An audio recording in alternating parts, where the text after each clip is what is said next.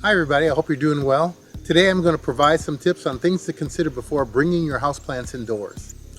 You've probably put a lot of effort to care for them all summer. Now it's time to give them the best chance to thrive during the cold weather months ahead. Let's dive right into the key steps to ensure a smooth transition.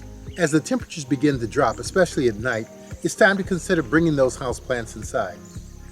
Tropical plants are particularly more sensitive to cold weather and start to feel stress once the temperatures dip below 50 degrees Fahrenheit.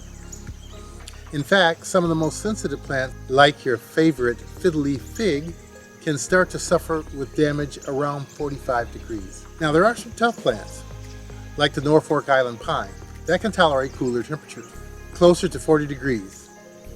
Spider plants can handle between 35 and 40 degrees. And aloe vera about 40 degrees.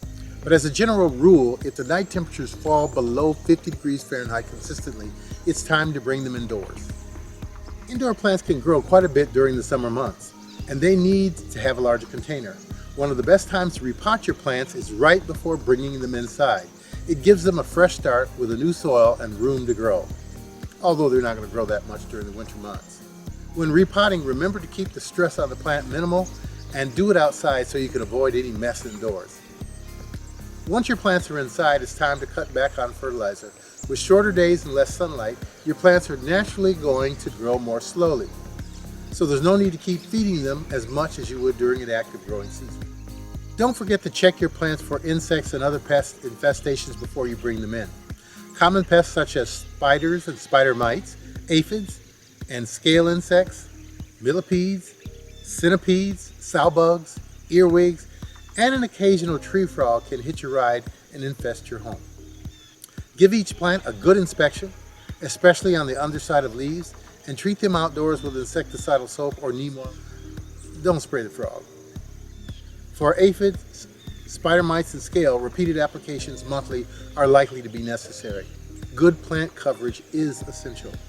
Once your plants are indoors, be considerate of their light needs.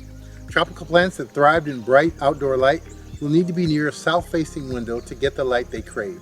For plants that can't get enough light naturally, you may need to consider supplemental lighting.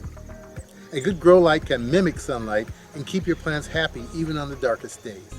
Another thing to keep in mind is humidity. Winter indoor air can be quite dry, so consider grouping your plants together or using a humidity tray to keep the air around them moist. You could also run a humidifier in the room for extra boost.